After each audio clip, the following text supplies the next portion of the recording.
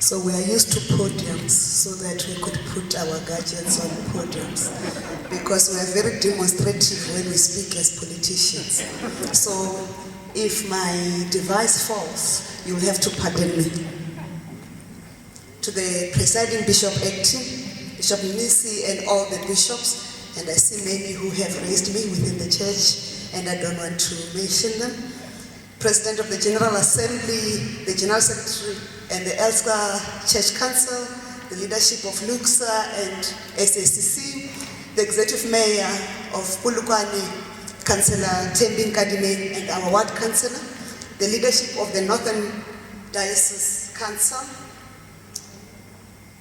I don't know what to say, Bishop, because I feel if I say Mother Bishop, I'm diluting the role. I want to call you Bishop Naledzhani Sikhwari. I've never been prouder to be Lutheran and a congregant of this Northern Diocese. I'm proud because this ceremony to consecrate you as the Bishop, Bishop Sikhwari, is an affirmation that the place of women in our church and in society in general is those of not only equals, but is highly regarded.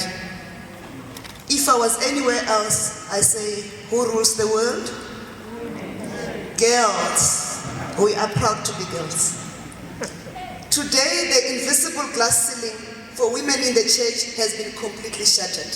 When we're sitting there and the pastors were coming in, Councillor Nkadimeng was envying me because in my church, women have always formed part of the ministry and they've done very well in the ministry. But that we have a female bishop, I can't be more prouder. Indeed, the synod of the church is very progressive. So we've got men who know what is gender equality and gender equity in our church. I'm, however, not here to speak as a Lutheran, but representing our government, that the Church of Christ must continue to pray for. And I heard about prayers and the calls that we made, and Bishop, you're still going to get my calls too. I bring with me the best wishes and greetings of the South African government and the President of the Republic, His Excellency, President Madamela Cyril Ramaphosa, for Bishop Naledzhani Sikhwari and the Church. We also want to express our sincere condolences on the losses that the Church has gone through. We are here because Bishop Kodoge is no more. Bishop Sikhwari, you are ascending to the ministry of Bishop at a difficult time when the role of the Church is redefined in terms that are not about only how we worship, but the need to support not only the congregants, but work to rebuild the nation has become more desperate.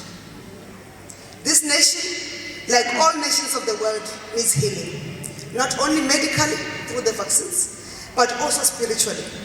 Families have lost loved ones in ways that have never been experienced before, and the pain of loss has numbed us. We no longer mourn when a person has died. We ask how we bury that person, because we must bury them within 3 days. Families have buried mothers, fathers in matter of days. Some parents have buried all their children and they're left with just grandchildren. Some grandchildren do no longer have mothers and grandparents. And this is what we used to call cocoon children. Now they are heading families when they've never had a training. People have lost jobs and they're no longer able to provide for their families where they thought they had guarantees of job security and the ability to provide for their jobs. More people are sleeping hungry. The mental health of many people is in tenterhooks. I may dare to claim that the mental health of all nations of the world is in tenterhooks. The social cohesion of our nation will need a glue and the revision of hope. We are blessed that amongst the shepherds of the church, God has given us a mother. When you started to preach, you reminded us about the role of psychologists and how they calm their anxious patients. Allow me to take from that analogy of the psychologists. They also tell us that mothers are the glue of families. They claim, and that's not me, they claim that mothers are more connected to families and their children because their connection is not physical. It's at depths that we don't understand. It is spiritual, it is emotional.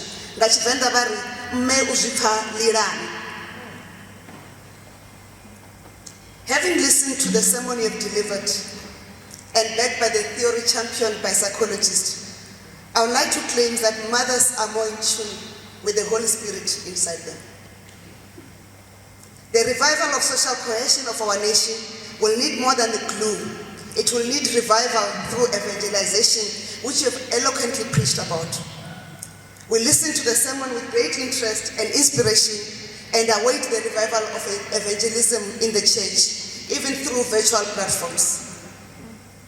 We congratulate you on your new ministry. But when I was sitting there, throughout all this, and when you asked for permission to breathe, I wanted to do something, and that's when that table is more important because I can't do it reading things. Bokoto! Wathinta abafazi uzokufa.